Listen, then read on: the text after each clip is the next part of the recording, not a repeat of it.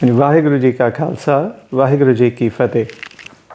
ਦ ਸਿੱਖ view point channel ਦੇਖ ਰਹੀ ਸੰਗਤ ਦਾ ਨਿੱਘਾ ਸਵਾਗਤ ਹੈ ਅਤੇ ਅਸੀਂ ਆਸ ਕਰਦੇ ਹਾਂ ਕਿ ਜਿੱਥੇ ਵੀ ਆਪ ਬੈਠੇ ਸਾਨੂੰ ਸੁਣ ਰਹੇ ਹੋਵੋਗੇ ਚੜ੍ਹਦੀ ਕਲਾ ਵਿੱਚ ਹੋਵੋਗੇ। ਅਵਲ ਤਾਂ ਜਿਹੜੇ ਪੰਜਾਬ ਵਿੱਚ ਜਾਂ ਭਾਰਤ ਵਿੱਚ ਰਹਿੰਦੇ ਨੇ ਉਹ ਪੁਲਿਸ ਅਤੇ ਹੋਰ ਜਿਹੜੇ ਸਰਕਾਰੀ ਤੰਤਰ ਹੈਗਾ ਉਸ ਦੀਆਂ ਵਧੀਕੀਆਂ ਨਾਲ ਭਲੀ ਭਾਂਤ ਜਾਣੂ ਹੋਣਗੇ। ਇਹ ਜਿਹੜੀਆਂ ਵਧੀਕੀਆਂ ਨੇ ਇਹ ਪੰਜਾਬ ਨੇ ਤਾਂ ਆਪਣੇ ਪਿੰਡੇ 'ਤੇ ਹੰਢਾਈਆਂ ਨੇ ਜਦੋਂ ਕਿ ਖਾੜਕੂ ਲਹਿਰ ਚੱਲ ਰਹੀ ਸੀ, ਅਤੇ ਇਹ ਵਧੀਕੀਆਂ ਅਕਸਰ ਇੰਨੀ ਜ਼ੁਲਮੀ ਅਤੇ ਇੰਨੀ ਬਰਬਰਤਾ ਨੂੰ ਛੂਹ ਗਈਆਂ ਕਿ ਜਮਾਂ ਸਿਰਾ ਹੀ ਲੱਗ ਗਿਆ। ਇਹਦੇ ਅੰਸ਼ ਹਾਲੇ ਵੀ ਸਾਨੂੰ ਕੁਛ ਦੇਖਣ ਨੂੰ ਮਿਲਦੇ ਨੇ।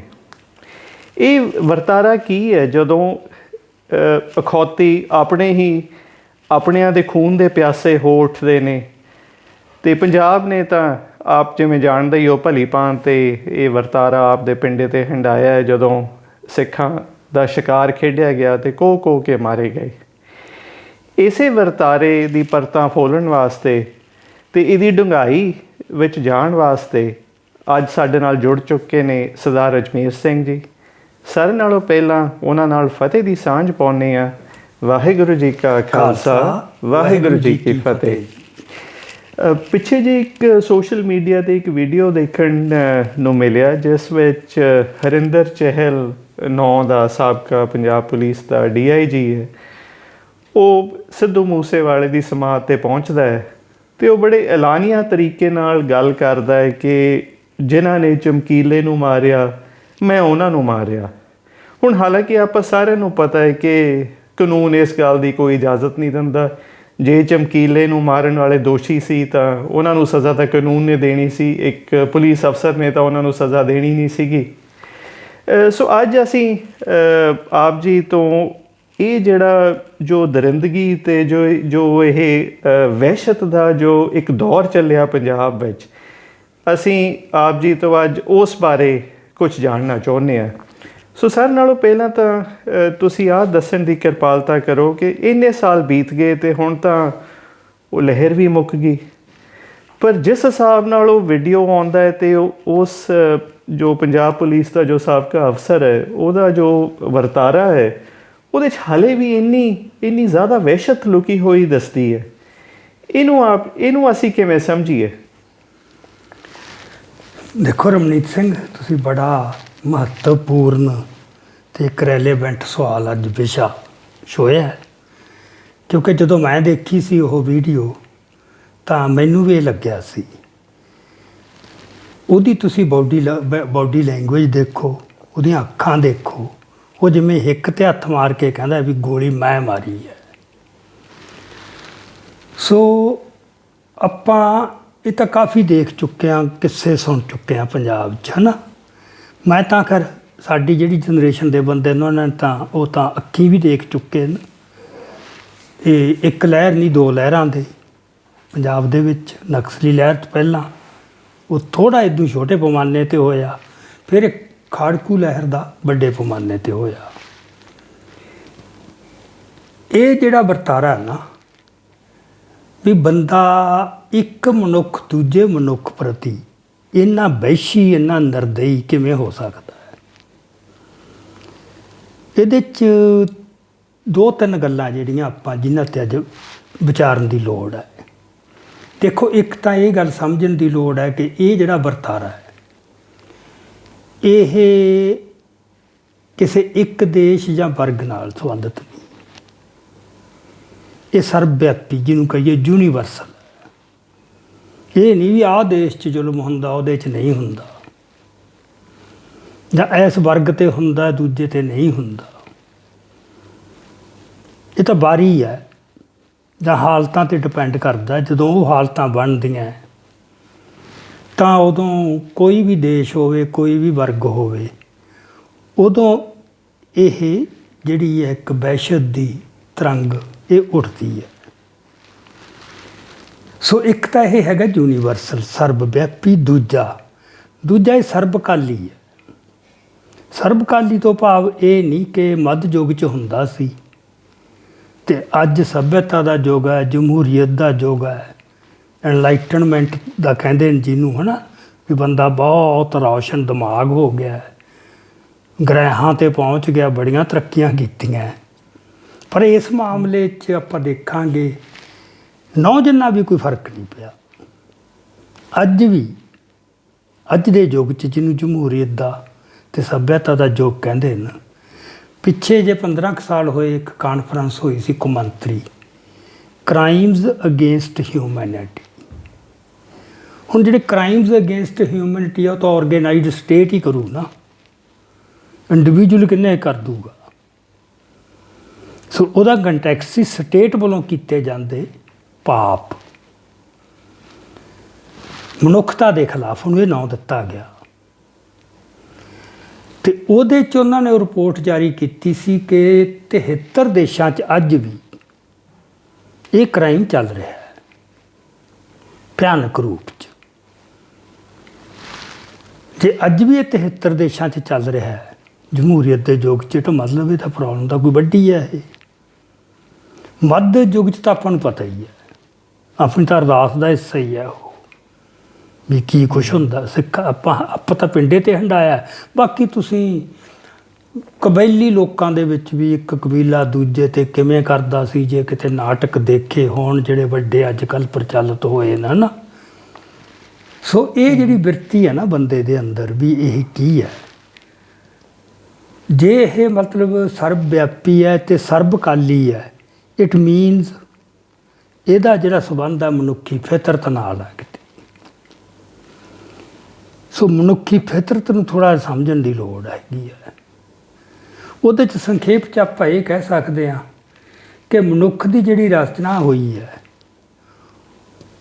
ਉਹ ਕੁਛ ਇਸ ਤਰੀਕੇ ਨਾਲ ਹੋਈ ਹੈ ਕਿ ਉਹਦੇ 'ਚ ਇਨਸਾਨ ਦੇ ਨਾਲ ਬੰਦੇ 'ਚ ਨਾ ਇੱਕ ਹੈਵਾਨ ਵੀ ਬੈਠਾ ਹੈ, ਜਿਹਨੂੰ ਅਸੀਂ ਐਨੀਮਲ ਇੰਸਟਿੰਕਟਸ ਕਹਿੰਦੇ ਹਾਂ।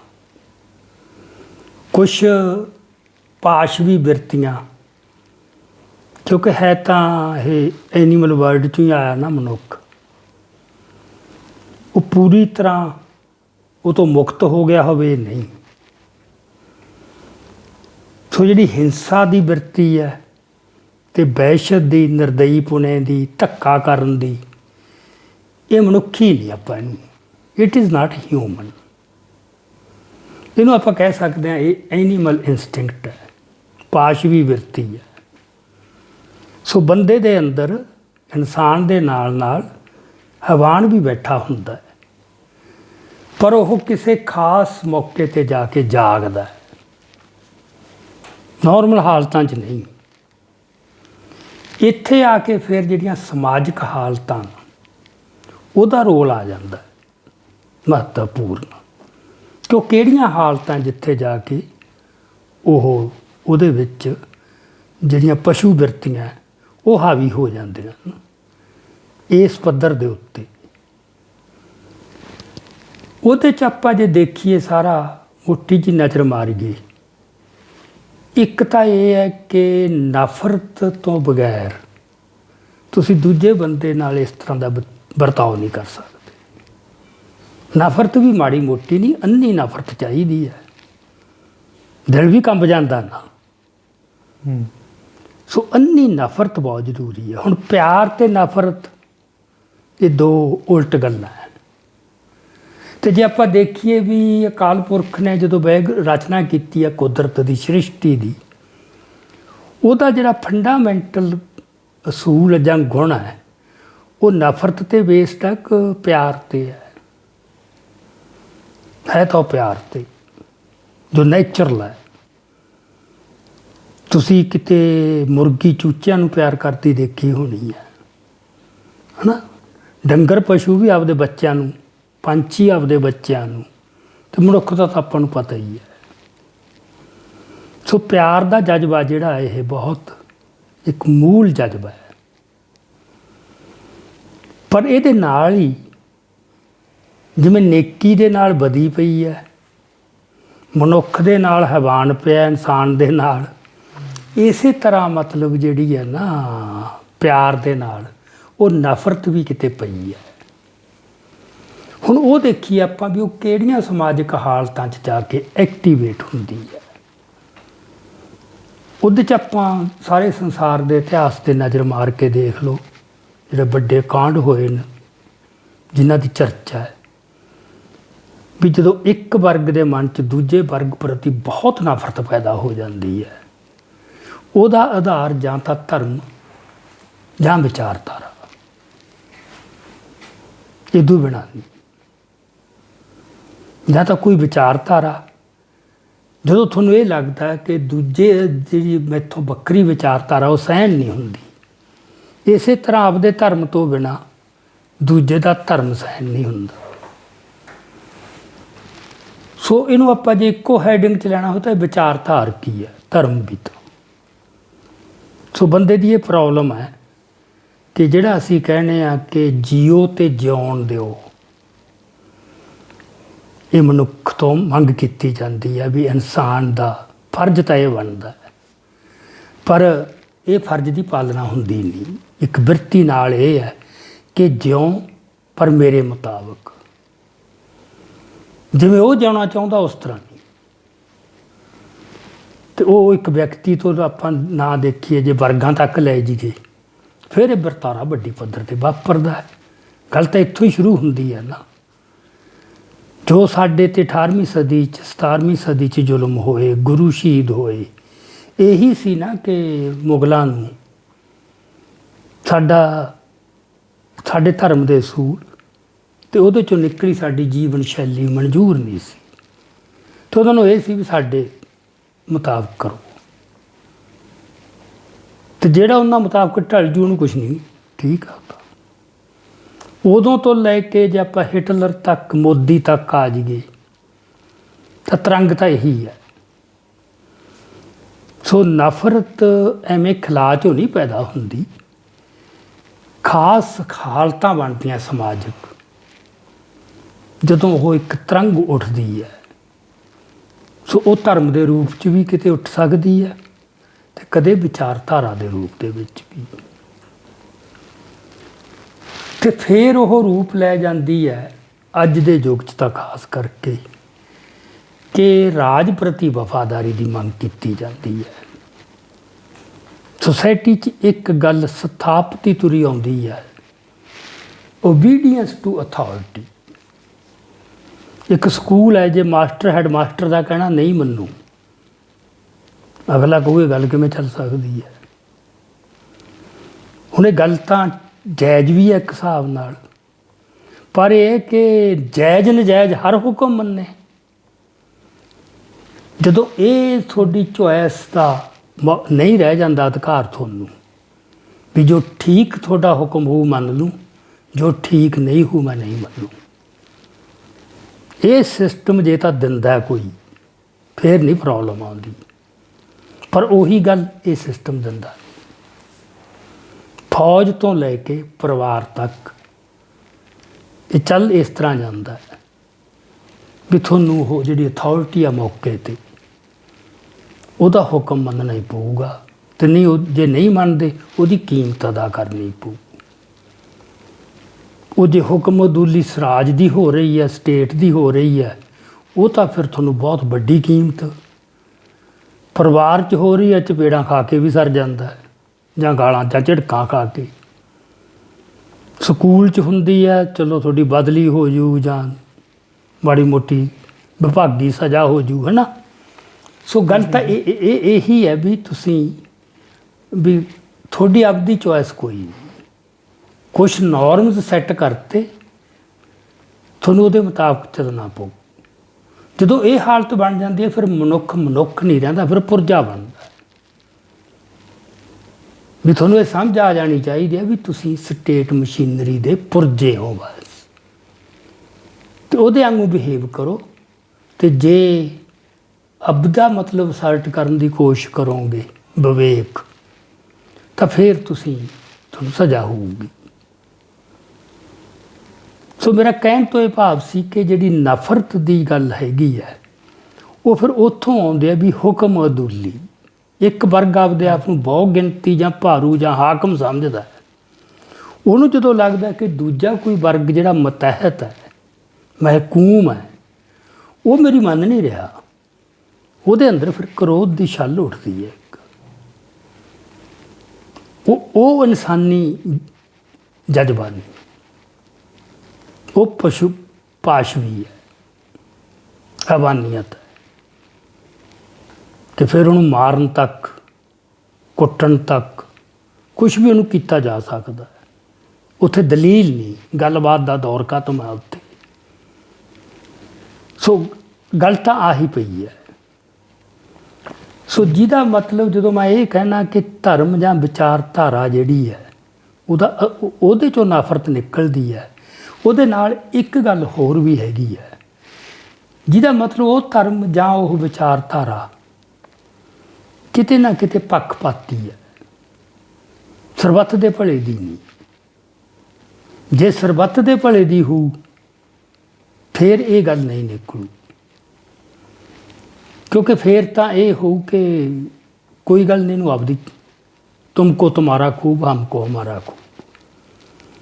ਜਿੱਥੇ ਡਾਇਵਰਸਿਟੀ ਦੀ ਗੱਲ, ਅਦਰਨੈਸ ਆਫ ਦੀ ਅਦਰ, ਦੂਜੇ ਦਾ ਦੂਸਰਾਪਣ ਕਬੂਲ ਕਰਨਾ, ਹੈ ਨਾ।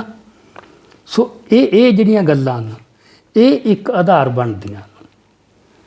ਸੋ ਆਪਾਂ ਉੱਥੇ ਹੀ ਫੇਰ ਆਈਏ। ਆਪਾਂ ਇਹ ਤਾਂ ਗੱਲ ਮੱਲ ਦੇਖ ਲਈ ਕਿ ਬੰਦੇ ਦੇ ਵਿੱਚ ਨੇਕੀ ਵੀ ਪਈ ਹੈ, ਬਦੀ ਵੀ ਪਈ ਹੈ, ਇਨਸਾਨ ਵੀ ਪਿਆ, ਹਵਾਨ ਵੀ ਪਿਆ, ਹੈ ਨਾ, ਪੁੰਨ ਵੀ ਪਿਆ, ਪਾਪ ਵੀ ਪਿਆ, ਪਿਆਰ ਵੀ ਪਿਆ, ਨਫ਼ਰਤ ਵੀ ਪਿਆ। ਪਰ ਉਹ ਕਿਹੜੀਆਂ ਹਾਲਤਾਂ ਬਣਦੀਆਂ ਜਿੱਥੇ ਜਾ ਕੇ ਜਿਹੜੀ ਨਕਾਰਾਤਮਕ ਹੈ, ਪਾਪ ਵਾਲੀ, ਬਦੀ ਵਾਲੀ, ਨਿਰਦਈ ਪੁਣੇ ਵਾਲੀ ਜਿਹੜੀ ਬਿਰਤੀ ਹੈ ਉਹ ਜ਼ੋਰ ਫੜ ਜਾਂਦੀ ਹੈ। ਉਹ ਉਦੋਂ ਹੀ ਹੈ ਜਦੋਂ ਤੁਸੀਂ ਆਪਦੇ ਆਪ ਨੂੰ ਜਾਂ ਤਾਂ ਪਾਵਰਫੁਲ ਹਾਕਮ ਸਮਝਦੇ ਹੋ ਜਾਂ ਮੈਜੋਰਟੀ ਸਮਝਦੇ ਹੋ। ਹੁਣ ਜਿਵੇਂ ਅੰਗਰੇਜ਼ ਤਾਂ ਮੈਜੋਰਟੀ ਵੀ ਨਹੀਂ ਸੀ, ਉਹਨਾਂ ਨੂੰ ਇਹ ਸੀ ਵੀ ਸਾਡੇ ਕੋਲ ਆਫਟਰ ਤਾਕਤ ਹੈ ਅਤੇ ਗਿਆਨ ਹੈ ਦੁਨੀਆ ਦਾ, ਅਤੇ ਇਹ ਕਿਵੇਂ ਹੋ ਸਕਦਾ ਵੀ ਇਹ ਜਿਹੜੇ ਸੱਭਿਅਕ ਲੋਕ ਨੇ ਸਾਡੀ ਗੱਲ ਨਾ ਮੰਨਣ, ਇਨਸਾਨ ਨੂੰ ਇਨਸਾਨ ਨਾ ਸਮਝਣਾ। ਸੋ ਇਸ ਕਰਕੇ ਜਿਹੜਾ ਧਰਮ ਇਹ ਇੱਕ ਨੂੰ ਬੜਾ ਜਨਰਲਾਈਜ਼ ਕਹਿੰਦਾ, ਮਜ਼ਹਬ ਨਹੀਂ ਸਿਖਾਤਾ ਆਪਸ ਮੇਂ ਬੈਰ ਰੱਖਣਾ। ਸਾਰੇ ਮਜ਼ਹਬ ਇੱਕੋ ਤੁਸੀਂ ਥੋੜ੍ਹਾ ਕਹਿ ਦਿਓਗੇ, ਸਿਖਾਉਂਦੇ ਆ ਜਿਹੜੇ ਮਜ਼ਹਬ। ਹੁਣ ਜਿਹੜਾ ਮਜ਼ਹਬ ਇਹ ਕਹਿੰਦਾ ਦੂਜੇ ਨੂੰ ਵੀ ਤੂੰ ਆਜ਼ਾਦ ਨਹੀਂ, ਆਪਦੀ ਤੇਰੀ ਕੋਈ ਹਿਰਾਸਤੀ ਇੰਡੀਪੈਂਡੈਂਟ ਨਹੀਂ, ਤੂੰ ਸਾਡਾ ਮਤਹਿਤ ਅੰਗ ਹੈ, ਉਹ 'ਚੋਂ ਨਫ਼ਰਤ ਕਿਉਂ ਨਹੀਂ ਨਿਕਲੂ? ਉਹ ਤਾਂ ਨਿਕਲੂਗੀ। ਜਿਹੜਾ ਉਹ ਨਹੀਂ ਮੰਨੂ ਉਹਦੀ ਗੱਲ ਉਹਨੂੰ ਨਫ਼ਰਤ ਕਰੂਗਾ। ਹੁਣ ਜਿਹੜਾ ਮਜ਼ਹਬ ਇਹ ਕਹਿੰਦਾ ਕਿ ਕਾਫਰ ਨੂੰ ਇੱਥੇ ਜਿਉਣ ਦਾ ਹੱਕ ਹੀ ਕੋਈ ਨਹੀਂ, ਉਹ 'ਚ ਤਾਂ ਨਫ਼ਰਤ ਪਈ ਹੈ ਇਨਹੈਰੈਂਟ। ਜਿਹੜੀ ਵਿਚਾਰਧਾਰਾ ਇਹ ਕਹਿੰਦੀ ਹੈ ਮਤਲਬ ਕਿ ਜਿਹੜਾ ਅੱਜ ਤਿਰੰਗਾ ਨਹੀਂ ਲਹਿਰਾਊ ਘਰ ਦੇ ਉੱਤੇ, ਉਹ ਦੇਸ਼ ਦਾ ਦੁਸ਼ਮਣ ਹੈ, ਅਤੇ ਦੇਸ਼ ਦੇ ਦੁਸ਼ਮਣ ਪ੍ਰਤੀ ਕੀ ਹੋਣਾ ਚਾਹੀਦਾ ਤਾਂ ਕੋਈ ਰੌਲਾ ਹੀ ਨਹੀਂ। ਸੋ ਇਹ ਦੇਸ਼ ਰਾਜ, ਇਹ ਗੱਲ ਤਾਂ ਵਫਾਦਾਰੀ ਦੀ ਹੈ ਵੀ ਭਾਈ ਆਹ ਪਈਆਂ ਗੱਲਾਂ ਇਹਨਾਂ ਪ੍ਰਤੀ ਵਫਾਦਾਰ ਹੋਣਾ ਪਊ। ਅਤੇ ਅਖੀਰ ਨੂੰ ਉਹਦਾ ਨਿਚੋੜ ਇਹ ਨਿਕਲਦਾ ਓਬੀਡੀਐਂਸ ਟੂ ਅਥਾਰਟੀ। ਉਹ ਅਥਾਰਟੀ ਦੇ ਅਲੱਗ-ਅਲੱਗ ਪੱਧਰ ਨੇ। ਸੋ ਉਹ ਜਦੋਂ ਵਾਇਲੇਸ਼ਨ ਦਿਖਦੀ ਹੈ ਨਾ ਕਿਤੇ, ਫਿਰ ਇਹ ਹੋਰ ਆਮ ਨੋਰਮਲ ਹਾਲਤ 'ਚ ਤਾਂ ਕੋਈ ਜ਼ੁਲਮ ਨਹੀਂ ਹੁੰਦਾ ਜੀ, ਉਦੋਂ ਤੁਸੀਂ ਮਤਲਬ ਉਹ ਜੋਈ ਜਾਂਦੇ ਹੋ। ਹੁਣ ਇਹ ਜਿਹੜੀ ਸਟੱਡੀ ਇਹ ਕਾਫੀ ਹੋਈ ਆ ਦੁਨੀਆ 'ਚ, ਕਿਉਂਕਿ ਪਹਿਲਾਂ ਤਾਂ ਕਿਸੇ ਨੇ ਬਹੁਤਾ ਇਹ 'ਤੇ ਕੰਮ ਨਹੀਂ ਕੀਤਾ। ਇਹ ਜਦੋਂ ਹੌਲੋਕਾਸਟ ਹੋਇਆ ਨਾ ਜਰਮਨੀ ਦੇ ਵਿੱਚ, ਹਿਟਲਰ ਦਾ ਵਰਤਾਰਾ ਯਹੂਦੀਆਂ ਵਾਲਾ ਆਇਆ, ਉਦੋਂ ਸ਼ੇਕਅਪ ਹੋਏ ਬੰਦੇ। ਜਿਹੜਾ ਭਰਮ ਪਾਲ ਲਿਆ ਸੀ ਵੀ ਇੱਕ ਤਾਂ ਵੀ ਇਹ ਯੂਰਪ 'ਚ ਨਹੀਂ ਇਹ ਗੱਲ ਹੁਣ ਹੋ ਸਕਦੀ, ਜਾਂ ਮੱਧ ਯੁੱਗ 'ਚ ਹੋ ਗਈਆਂ ਵੀ ਇਹ ਅੱਜ ਦੇ ਯੁੱਗ 'ਚ ਤਾਂ ਹੋਣੀ ਨਹੀਂ। ਜਿਸ ਪੈਮਾਨੇ 'ਤੇ ਜਿੰਨੀ ਭਿਆਨਕਤਾ ਨਾਲ ਹੋਇਆ ਉਹਨੇ ਸਭ ਕੁਛ ਬੰਦੇ ਦਾ ਵਿਸ਼ਵਾਸ ਹਿਲਾਤਾ। ਉਦੋਂ ਫਿਰ ਇਹਨੂੰ ਬਹੁਤ ਸਟੱਡੀਜ਼ ਕੀਤੀਆਂ ਗਈਆਂ ਯੂਨੀਵਰਸਿਟੀਆਂ ਤੋਂ ਲੈ ਕੇ ਹਰ ਜਗ੍ਹਾ ਦੇ ਉੱਤੇ, ਵੀ ਇਹ ਵਰਤਾਰੇ ਨੂੰ ਸਮਝੀਏ। ਫਿਰ ਜਿਹੜੇ ਉਹਨਾਂ ਨੇ ਬੰਦੇ ਫੜੇ ਜਿਨ੍ਹਾਂ 'ਤੇ ਮੁਕੱਦਮੇ ਚੱਲੇ, ਨਿਊਮਬਰਗ ਟ੍ਰਾਇਲਸ, ਉਹਨਾਂ ਕੋਲ ਟੀਮਾਂ ਦੀਆਂ ਟੀਮਾਂ ਗਈਆਂ, ਸਾਈਕਾਲੋਜਿਸਟਾਂ ਦੀਆਂ, ਸੋਸ਼ਿਆਲੋਜਿਸਟਾਂ ਦੀਆਂ, ਪੋਲੀਟੀਕਲ ਸਾਇੰਟਿਸਟਾਂ ਦੀਆਂ, ਅੱਡ-ਅੱਡ ਕੋਨਾਂ ਤੋਂ ਬੰਦਿਆਂ ਨੂੰ ਵੀ ਯਾਰ ਉਹਨਾਂ ਨੂੰ ਕੁਐਸਚਨ ਕੀਤੇ ਗਏ ਵੀ ਤੁਸੀਂ ਕਿਉਂ ਕੀਤਾ ਇਹ। ਉਹਦੇ 'ਚ ਰਮਨੀਕ ਸਿੰਘ ਮੈਜੋਰਟੀ ਆਨਸਰ ਇਹ ਸੀ ਵੀ ਸਾਨੂੰ ਤਾਂ ਜੋ ਹੁਕਮ ਹੋਇਆ ਅਸੀਂ ਕਰਦੇ। ਇਟ ਮੀਨਸ ਓਬੀਡੀਐਂਸ ਟੂ ਅਥਾਰਟੀ, ਜੋ ਹੁਕਮ ਹੋਇਆ ਸੋ ਬੰਦਾ ਬਣ ਹੀ ਆਏ ਗਿਆ ਵੀ ਜੋ ਸਾਨੂੰ ਕਿਹਾ ਗਿਆ। ਫਿਰ ਇੱਕ 1971 'ਚ ਅਮਰੀਕਾ ਦੀ ਸਟੈਨਫੋਰਡ ਯੂਨੀਵਰਸਿਟੀ 'ਚ ਉਹਨਾਂ ਨੇ ਇੱਕ ਐਕਸਪੈਰੀਮੈਂਟ ਕੀਤਾ ਜਿਹਨੂੰ ਕਹਿੰਦੇ ਆ ਮਿਲਗ੍ਰਾਮ ਐਕਸਪੈਰੀਮੈਂਟ। ਉਹਦੇ 'ਚ ਕੀ ਕੀਤਾ ਵੀ ਇੱਕ ਜੇਲ੍ਹ 'ਚ ਉਹਨਾਂ ਨੇ ਕੁਛ ਬੰਦੇ ਸਿਲੈਕਟ ਕਰ ਲਏ ਕੈਦੀ, ਉਹਨਾਂ 'ਚੋਂ ਕੁਛ ਨੂੰ ਚੁਣ ਲਿਆ ਵੀ ਤੁਸੀਂ ਹੋ ਵਾਰਡਨ ਇਹਨਾਂ ਦੇ, ਦਰੋਗੇ ਜਾਂ ਜੋ ਵੀ ਹੈ, ਅਤੇ ਇਹਨਾਂ ਬੰਦਿਆਂ ਨੂੰ ਤੁਸੀਂ ਡਿਸਿਪਲਿਨ 'ਚ ਰੱਖਣਾ। ਰੈਂਡਮਲੀ ਚੁਣ ਲਏ ਬਸ। ਅਤੇ ਜਿਹੜੇ ਬੰਦੇ ਨਹੀਂ ਮੰਨਣਗੇ, ਡਿਸਿਪਲਿਨ 'ਚ ਨਹੀਂ ਰਹਿਣਗੇ, ਉਹਨਾਂ ਨੂੰ ਛੋਟੇ ਛੋਟੇ ਹਲਕੇ ਜਿਹੇ ਕਰੰਟ ਲਾਓ ਬਿਜਲੀ ਦੇ, ਸਜ਼ਾ ਦਿਓ। ਉਹ ਕਹਿੰਦੇ ਵੀ ਉਹਦੇ ਜਿਹੜੇ ਰਿਜ਼ਲਟ ਆਏ ਕੁਛ ਚਿਰ ਬਾਅਦ ਉਹਨਾਂ ਨੇ ਜਿਵੇਂ ਹਿਲਾ ਕੇ ਰੱਖਤਾ ਬੰਦਿਆਂ ਨੂੰ। ਉਹਨਾਂ ਹੀ ਕੈਦੀਆਂ 'ਚੋਂ ਚੁਣੇ ਬੰਦੇ ਉਹ ਹੌਲੀ ਹੌਲੀ ਬਿਲਕੁਲ ਉਵੇਂ ਬਣ ਗਏ ਜਲਾਦ। ਉਹ ਪਹਿਲਾਂ ਤਾਂ ਐਕਸਪੈਰੀਮੈਂਟ ਦੇ ਤੌਰ 'ਤੇ ਕਰੰਟ ਲਾਉਂਦੇ ਸੀ, ਮੁੜ ਕੇ ਉਹ ਚੀਕਾਂ ਕਢਾ ਕੇ ਉਹਨਾਂ ਨੂੰ ਸਵਾਦ ਆਉਣ ਲੱਗ ਗਿਆ। ਹੁਣ ਇਹ ਮਨੁੱਖੀ ਫਿਤਰਤ ਦੀ ਗੱਲ ਫੜੀ ਉਹਨਾਂ ਨੇ ਵੀ ਜਦੋਂ ਉਹ ਪੋਜੀਸ਼ਨ 'ਚ ਬੰਦਾ ਪਹੁੰਚੂ ਨਾ ਕਿਤੇ ਜਾ ਕੇ, ਉਦੋਂ ਉਹਨੇ ਇਸ ਤਰ੍ਹਾਂ ਕਰਨਾ ਹੀ ਕਰਨਾ ਹੈ। ਜਿਹਦਾ ਮਤਲਬ ਜਿੱਥੇ ਸਾਡੇ ਵਾਸਤੇ ਸਮਝਣ ਵਾਲੀ ਗੱਲ ਹੈ, ਇਹ ਕੋਈ ਰੱਬ ਨੇ ਨਹੀਂ ਇਸ ਤਰ੍ਹਾਂ ਬਣਾਇਆ ਵੀ ਤਾਂ ਹੋਣਾ ਹੀ ਹੋਣਾ ਹੈ। ਗੁਰੂਆਂ ਨੇ ਕੀ ਕੀਤਾ, ਸਿੱਖ ਨੂੰ ਐਲੀਵੇਟ ਕਰਤਾ। ਜਦੋਂ ਉਹ ਇਹੋ ਜਿਹੀਆਂ ਭਾਵਨਾਵਾਂ ਤੋਂ ਮੁਕਤ ਹੋ ਗਿਆ, ਬਦਲੇ ਦੀ ਭਾਵਨਾ ਨਹੀਂ, ਹੈ ਨਾ, ਜਿੱਥੋਂ ਫਿਰ ਕਨ੍ਹਈਆ ਪੈਦਾ ਹੋਇਆ, ਪਹਿਲੀ ਵਾਰੀ ਹੋਇਆ ਨਾ। ਇਹ ਰੈੱਡ ਕਰਾਸ ਤਾਂ ਇੱਕ ਸੋਚੀ ਸਮਝੀ ਜੀ ਪਖੰਡ ਜਿਹੀ ਹੈ। ਉਹ ਆਪਦੇ ਇੰਟਰਸਟ ਮੁਤਾਬਕ ਰੈੱਡ ਕਰਾਸ ਨੇ ਕਿੱਥੇ ਕੁਛ ਕਰਨਾ ਹੈ, ਉਹ ਉਸ ਤਰ੍ਹਾਂ ਹੀ ਕਰਦੇ ਨੇ। ਉਹ ਕੋਈ ਉਸ ਤਰ੍ਹਾਂ ਦੀ ਮਨੁੱਖੀ ਭਾਵਨਾ 'ਚੋਂ ਨਿਕਲੀ, ਸੇਵਾ ਭਾਵਨਾ 'ਚੋਂ ਨਿਕਲੀ ਗੱਲ ਨਹੀਂ, ਸਹਿਜ ਰੂਪ 'ਚ ਜਾਂ ਕੁਦਰਤੀ ਰੂਪ 'ਚ। ਸੋ ਜਿੱਥੋਂ ਕਨ੍ਹਈਆ ਵਰਗੇ ਪੈਦਾ ਹੋ ਸਕਦੇ ਨੇ, ਦੂਜਿਆਂ ਨੂੰ ਪਾਣੀ ਪਿਲਾਉਣ ਵਾਲੇ, ਉਹ ਫਿਰ ਸਾਡੀ ਜਿਹੜੀ ਪਈ ਹੈ ਨਾ, ਜਿਹੜੀ ਮੈਂ ਵਿਚਾਰਧਾਰਾ ਦੀ ਗੱਲ ਕਰਦਾ ਸੀ, ਉਹ ਵਿਚਾਰਧਾਰਾ ਦਾ ਸੰਦੇਸ਼ ਕੀ ਹੈ, ਸਾਰਾ ਉਪਦੇਸ਼ ਕੀ ਹੈ। ਹੁਣ ਜਿਵੇਂ ਆਨੰਦ ਸਾਹਿਬ 'ਚ ਆਉਂਦਾ, ਇਹੋ ਵਿਸ ਸੰਸਾਰ ਤੁਮ ਦੇਖ, ਹੈ ਨਾ, ਹਰੀ ਕਾ ਰੂਪ ਹੈ ਵੀ ਜਿੱਧਰ ਵੀ ਦੇਖੋ ਉਹੀ ਨਜ਼ਰ ਆਉਂਦਾ ਹੈ, ਤੇ ਹਰੀ ਬਿਨਾ ਵਰਨਾ ਕੋਈ। ਪਰ ਕੌਣ ਨਾਨਕ ਨੇਤਰ ਅੰਧ ਸੇ ਸਤਿਗੁਰ ਮਿਲਿਆ ਦਿਵ ਦ੍ਰਿਸ਼ਟੀ ਹੋਈ। ਕੋਈ ਜਗਾਵੇ ਨਾ ਤੁਹਾਨੂੰ, ਕੋਈ ਐਲੀਵੇਟ ਕਰੇ ਵੀ ਭਾਈ ਇਹ ਜੋ ਤੂੰ ਦੇਖ ਰਿਹਾ ਸਭ ਕੁਛ ਕੀ ਹੈ। ਹੁਣ ਇਹ ਸੰਦੇਸ਼ ਤੇ ਸਿੱਖਿਆ ਤੂੰ ਦੂਜੇ ਥਾਵਾਂ 'ਤੇ ਕਿਸੇ ਵਿਚਾਰਧਾਰਾ 'ਚ ਹੈ। ਕਮਿਊਨਿਸਟ ਵਿਚਾਰਧਾਰਾ ਦਾ ਸਭ ਤੋਂ ਵੱਡਾ ਦਾਅਵਾ ਹੈ ਵੀ ਅਸੀਂ ਮਨੁੱਖ ਨੂੰ ਆਜ਼ਾਦ ਕਰਨਾ ਹੈ, ਮੁਕਤ ਕਰਨਾ ਹੈ, ਪਰ ਉਹਦੇ 'ਚ ਕਿੰਨੀ ਤੰਗ ਨਜ਼ਰੀ ਹੈ ਕਿ ਕੈਪੀਟਲਿਸਟ ਪ੍ਰਤੀ, ਜਾਂ ਜਿਹੜਾ ਸਾਡੇ ਨਾਲ ਸਹਿਮਤ ਨਹੀਂ, ਜਿਹੜਾ ਗੈਰ ਕਮਿਊਨਿਸਟ ਹੈ। ਅਤੇ ਗੈਰ ਕਮਿਊਨਿਸਟ ਕਹਿਣ 'ਚ ਤਾਂ ਮਿੰਟ ਹੀ ਲੱਗਦਾ ਨਾ, ਇਟ ਇਜ਼ ਸਬਜੈਕਟਿਵ। ਸੋ ਉੱਥੋਂ ਡਾਈਸੈਂਟ ਨਹੀਂ ਸਹਿਣ ਹੁੰਦਾ। ਇੱਕ ਬੰਦਾ ਪਾਰਟੀ ਦੇ ਅੰਦਰ ਸਵਾਲ ਖੜੇ ਕਰਦਾ ਵੀ ਯਾਰ ਇਟਸ ਨਾਟ ਮਾਰਕਸਿਜ਼ਮ, ਉਹ ਤੇ ਉਹਦੀ ਬ੍ਰਾਂਡਿੰਗ ਹੋ ਜਾਂਦੀ ਹੈ ਵੀ ਇਹ ਤਾਂ ਭਗੌੜਾ ਹੋ ਗਿਆ ਮਾਰਕਸਿਜ਼ਮ ਤੋਂ। ਉਹ ਠੱਪੇ ਬਣੇ ਹੋਏ ਨੇ ਉਹ ਲਾ ਕੇ। ਫਿਰ ਉਹ ਜ਼ੁਲਮ ਹੋਏ ਜਿਹੜੇ ਕਮਿਊਨਿਸਟ ਰਾਜਾਂ 'ਚ, ਜਿਹਨੇ ਬੰਦੇ ਖੰਬਾ ਕੇ ਰੱਖਤੇ, ਮਤਲਬ ਰੂਸ ਦੇ ਵਿੱਚ, ਚੀਨ 'ਚ, ਕੰਬੋਡੀਆ 'ਚ ਅਤੇ ਕਿਊਬਾ 'ਚ, ਜਿੱਥੇ ਵੀ ਰਾਜ ਆਇਆ। ਸੋ ਉਹਨਾਂ ਨੂੰ ਉਹ ਦ੍ਰਿਸ਼ਟੀ ਦਿੱਤੀ ਨਹੀਂ।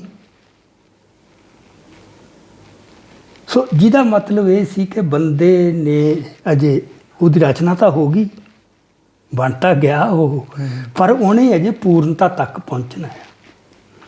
ਇਹ ਜਿਹੜਾ 10 ਪਾਤਸ਼ਾਹੀਆਂ ਵਾਲਾ ਕੰਮ ਸੀ ਨਾ, 10 ਜਾਮਿਆਂ ਦਾ, ਉਹ ਇਹੀ ਸੀ ਕਿ ਇਹ ਟਾਈਮ ਲੱਗਣਾ ਸੀ। ਅਤੇ ਜਿੱਦਾਂ ਖਾਲਸੇ ਦੀ ਸਿਰਜਣਾ ਉੱਦਾਂ ਹੀ ਹੋਣੀ ਸੀ, ਜਿੱਦਾਂ ਉਹ ਪੂਰਨਤਾ ਤੱਕ ਪਹੁੰਚ ਗਿਆ। ਉਦੋਂ ਬਾਅਦ ਕਿਸੇ ਪੈਗੰਬਰ ਦੀ ਲੋੜ ਨਹੀਂ ਸੀ, ਕਿਸੇ ਜਾਮੇ 'ਚ ਪ੍ਰਗਟ ਹੋਣ ਦੀ ਕੋਈ ਲੋੜ ਹੀ ਨਹੀਂ ਰਹਿ ਗਈ ਸੀ। ਕੰਮ ਤਾਂ ਹੋ ਗਿਆ ਜੋ ਪ੍ਰੋਜੈਕਟ ਸੀਗਾ। ਉਸ ਤੋਂ ਬਾਅਦ ਤਾਂ ਉਹਨਾਂ ਦੇ ਪੈਰੋਕਾਰਾਂ ਨੇ ਕਰਨਾ ਸੀ। ਪੈਗੰਬਰ ਤਾਂ ਆਪਦਾ ਕੰਮ ਕਰ ਗਏ ਸੀ। ਸੋ ਜਿਹੜਾ ਹੋਰ ਬਾਕੀਆਂ ਨਾਲੋਂ ਫਰਕ ਇਹ ਕੋਈ ਐ ਨਹੀਂ ਵੀ ਸੈਂਸ ਆਫ ਸੁਪੀਰੀਅਰਿਟੀ 'ਚੋਂ ਕਹਿੰਦੇ ਆ। ਤੁਸੀਂ ਬੜਾ ਦੇਖ ਲਓ, ਮਤਲਬ ਵੀ ਕਿਸੇ ਹੋਰ ਨੇ ਇਹ ਸੰਦੇਸ਼ ਦਿੱਤਾ, ਫਿਰ ਪ੍ਰੈਕਟਿਸ 'ਚ ਕਰਕੇ ਦਿਖਾਇਆ। ਹੁਣ ਭਾਈ ਕਨ੍ਹਈਆ ਅਗਲਾ ਕਹਿੰਦਾ ਇੱਕ ਇੰਡੀਵਿਜੂਅਲ ਉਦਾਹਰਨ ਸੀ। ਆਪਣੀ ਸਭ ਤੋਂ ਵੱਡੀ ਉਦਾਹਰਨ ਮਹਾਰਾਜਾ ਰਣਜੀਤ ਸਿੰਘ ਦੀ ਹੈ। ਇੱਕ ਸਦੀ ਇੰਨੇ ਜ਼ੁਲਮ ਹੋਏ ਹੋਣ ਸਿਰੇ ਦੇ, ਉਦੋਂ ਬਾਅਦ ਤੁਹਾਡੇ ਹੱਥ 'ਚ ਤਾਕਤ ਆ ਜੇ ਅਤੇ ਤੁਸੀਂ ਬਦਲਾਖੋਰ ਨਾ ਹੋਵੋ। ਕਿਤੇ ਵੀ ਕੋਈ ਘਟਨਾ ਉਹੀ ਜਿਹੀ ਨਾ ਵਾਪਰੇ, ਜੇ ਵਾਪਰੀ ਕਿਤੇ ਤਾਂ ਕੰਟਰੋਲ ਕੀਤੀ। ਇਹ ਕਿਵੇਂ ਹੋ ਗਿਆ? ਇਟ ਮੀਨ ਜੋ ਸਾਨੂੰ ਸਿੱਖਿਆ ਦਿੱਤੀ ਗਈ, ਜੋ ਉਪਦੇਸ਼ ਮਿਲਿਆ ਗੁਰਬਾਣੀ 'ਚੋਂ, ਉਹ ਇਹ ਸਿਖਾਉਂਦਾ ਹੀ ਨਹੀਂ ਸੀ। ਬਾਕੀ ਸਾਰੀਆਂ ਵਿਚਾਰਧਾਰਾਵਾਂ ਇਹੀ ਕੰਮ ਕਰਦੇ ਆ, ਭਾਵੇਂ ਉਹ ਸੈਕੂਲਰਿਜ਼ਮ ਹੈ, ਭਾਵੇਂ ਲਿਬਰਲਿਜ਼ਮ ਹੈ, ਭਾਵੇਂ ਕਮਿਊਨਿਜ਼ਮ ਹੈ। ਉਹ 'ਚ ਤੰਗ ਨਜ਼ਰੀ ਇਨਹੈਰੈਂਟ ਹੈ। ਡਾਈਸੈਂਟ ਸਹਿਣ ਨਹੀਂ ਹੁੰਦਾ, ਉਹ ਨਫ਼ਰਤ ਦਾ ਆਧਾਰ ਹੈ। ਹੁਣ ਇਹ ਗੱਲਾਂ ਨੇ ਜਿਹੜੀਆਂ, ਇੱਕ ਤਾਂ ਵੀ ਤੁਹਾਡੇ ਅੰਦਰ ਨਫ਼ਰਤ ਜਾਗਣੀ, ਇੱਕ ਫਿਰ ਓਬੀਡੀਐਂਸ ਟੂ ਅਥਾਰਟੀ। ਫਿਰ ਉਹਨਾਂ ਨੇ ਕੁਛ ਫੋਰਸਾਂ ਤਿਆਰ ਕੀਤੀਆਂ ਇਹੀਆਂ ਜਿਹੀਆਂ ਜਿੱਥੇ ਕੁੱਟ-ਕੁੱਟ ਕੇ ਗੱਲ ਹੀ ਇਹ ਭਰੀ ਹੈ। ਫੌਜ ਅਤੇ ਪੁਲਿਸ, ਜਿਹਨੂੰ ਆਪਾਂ ਹਥਿਆਰਬੰਦ ਬਲ ਕਹਿੰਦੇ ਹਾਂ ਸਾਰੇ। ਉੱਥੇ ਤਾਂ ਸੰਦੇਸ਼ ਹੀ ਇੱਕੋ ਹੈ, ਟ੍ਰੇਨਿੰਗ ਹੀ ਇੱਕੋ ਹੈ ਨਾ, ਜੈਸ ਸਰ, ਬਸ ਹੁਕਮ ਹੋਣਾ ਅਤੇ ਹੁਕਮ ਦੀ ਪਾਲਣਾ ਹੋਣੀ, ਤੀਜੀ ਗੱਲ ਹੀ ਕੋਈ ਨਹੀਂ। ਹੁਣ ਤੂੰ ਦੱਸ, ਇਹ ਇਨਸਾਨੀ ਗੁਣ ਹੈ ਕਿਤੇ ਵੀ ਉਹਦੀ ਮੈਟ ਡੀਮੈਟ 'ਚ ਗੁਣ ਔਗਣ 'ਚ ਜਾਣ ਦੀ ਬਜਾਏ ਵੀ ਹੁਕਮ ਹੋ ਗਿਆ ਜੀ, ਬਸ ਠੀਕ ਹੈ। ਅਤੇ ਜਿਹਨੂੰ ਫਿਰ ਗੁਰੂ ਨਾਨਕ ਪਾਤਸ਼ਾਹ ਨੇ ਕਿਹਾ ਸੀਗਾ ਰਾਜੇਸ਼ੀ ਮੁਕੱਦਮ ਕੁੱਤੇ, ਕਿਉਂਕਿ ਇਹ ਕੰਮ ਕੁੱਤਿਆਂ ਦਾ ਹੁੰਦਾ ਹੈ, ਆਪਦੇ ਮਾਲਕ ਦੀ ਰਾਖੀ ਕਰਨਾ।